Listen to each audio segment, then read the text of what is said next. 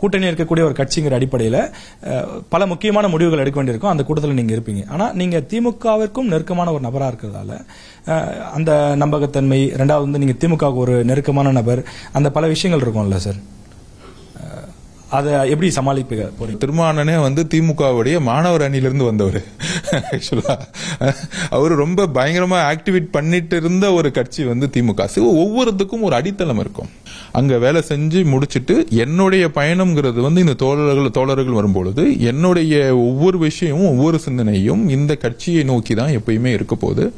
நண்பர்கள் இருப்பாங்க, அந்த நட்பு வந்து எப்பயும் போவாது, அது தனிப்பட்ட நட்பு. ஆனால் எனக்கான சுதந்திரம் எந்த அரசியல் பாதையை தேர்ந்தெடுப்பது என்பது அது எனக்கான சுதந்திரம். அந்த சுதந்திரத்தின் அடிப்படையில் இந்த கட்சியில சேர்ந்து பயணிக்க ஆரம்பிச்சது 2020 பயணிக்க ஆரம்பிச்சிட்டோம். என்னுடைய கடமை 21 ரிசல்ட்டோட முடிஞ்சிச்சு. இது என்னுடைய கடமை மட்டும் இல்ல, என்னுடைய வாழ்க்கை. இவ்வளவு பிரம்மாண்டமான மாநாடு நடத்தி காமிச்சும் கூட விடுதலை சிறுத்தைகளுக்கு இன்னும் 2 சீட்டு தான் அப்படின்னு சொல்றாங்க. அதை நீங்க எப்படி பாக்குறீங்க? இந்த கூட்டணியையும் இந்த கூட்டணியுடைய நம்பர்ஸையும் முடிவு பண்ணக்கூடிய ஒரே அத்தாரிட்டியா வந்து இன்னைக்கு வந்து தலைவர் அவர்கள் மட்டும்தான் இருக்கிறாரு. ஸோ இன்டர்னலா நம்ம வந்து நம்மளுடைய கனவுகளையும் நம்ம சொல்லலாம், இல்ல நம்ம வந்து 5 தொகுதிகள் நிக்கணும், 6 தொகுதிகள் நிக்கணும் அப்படி சொல்லும்போது கூட நம்ம 40 தொகுதி தனியா நின்னலாமே அப்படின்னு டக்குன்னு வந்து மீட்டிங்ல கேட்பாரு. ஸோ அப்போ அவருடைய தாக்கம் வந்து நான் என்ன பாக்குறேன்னா, இப்ப அவருடைய, ஏன்னா நான் அப்பதான் உள்ளே வந்திருக்கேன் நான், அப்போ அவர்கிட்ட நான் டிஸ்கஸ் பண்ணும்போது சொன்னேன், நம்ம வந்து இந்தியா கூட்டணியின் முக்கிய ஒரு கட்சியோட உறுப்பினர், ரெகுலரா வந்து டிவி பற்றி சொல்லிட்டே இருக்கிறாரு. தலைமை கூட்டணியோடைய நம்பர்ஸும் கூட்டணியை பொறுத்த வரைக்கும் முடிவு பண்றது நான் திமுக தலைவர்களிடமே டைரக்டா நான் பேசி நான் முடிவு பண்றேன். அப்படி ஒரு முடிவு என்ன எடுக்கிறீங்களோ அது வந்து கட்சி தோழர்கள் வந்து எப்பயுமே கட்டுப்பட்டு இருப்பாங்க. அதிமுக வந்து 4 சீட் 5 சீட் தர கூட தயார் அப்படிங்கிற மாதிரி பேச்சுக்கள்லாம் வருது.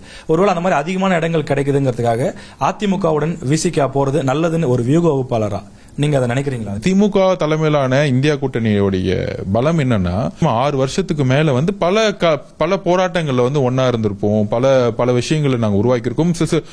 குறைகள் நிறைகள் இருக்கலாம், ஆனா கேடர்ஸ்குள்ள வந்து ஒரு ஒற்றுமையான ஒரு கூட்டணியா இன்னைக்கு இருந்துட்டு இருக்கு.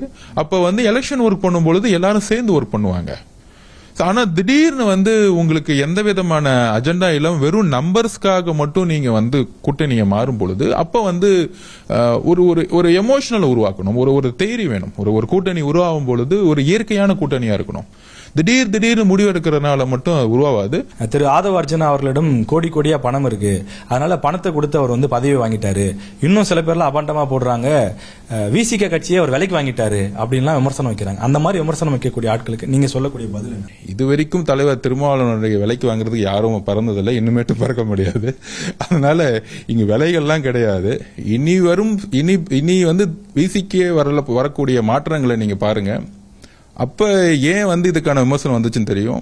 ஏன்னா இதுல ஒரு பெரிய விசிகாவோட வளர்ச்சி இங்கிருந்து உருவாக போகுது, ஒரு புதிய விசிகா உருவாக போகுது. அதுல என்னுடைய பங்கு இருக்கும்.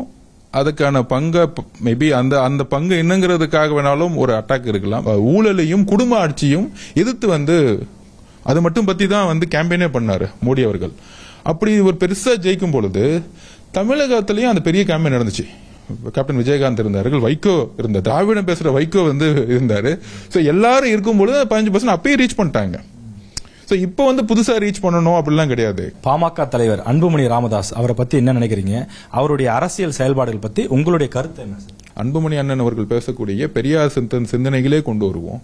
சமூக நீதி, எல்லோருக்கும் அவங்களுடைய வாழ்க்கைக்கு ஏத்த ஒரு உத்தரவாதம், முன்னேற்றம் கிடைக்கணும். தன்னுடைய ஜாதிய சிந்தனைகளிலிருந்து வெளிப்பட்டு ஹையர் எஜுகேஷன்ல போக்கஸ் பண்ணணும், எப்படி ஸ்டார்ட் அப் நிறுவனம் தொடங்கணும்னு பார்க்கணும், நமக்கான பிரச்சனைகள் என்ன எந்த அளவுக்கு இருந்துட்டு இருக்குன்னு பார்க்க வேண்டிய ஒரு விஷயம் இந்த நேரம் இருக்கு.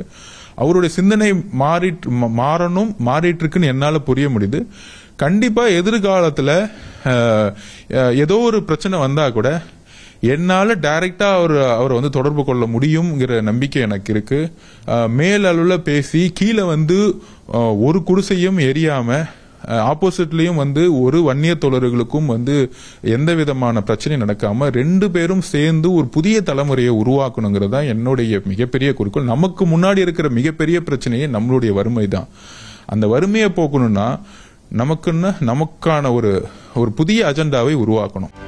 செய்திகளை உடனுக்குடனும் துல்லியமாகவும் தெரிந்து கொள்ள சப்ஸ்கிரைப் பண்ணுங்க.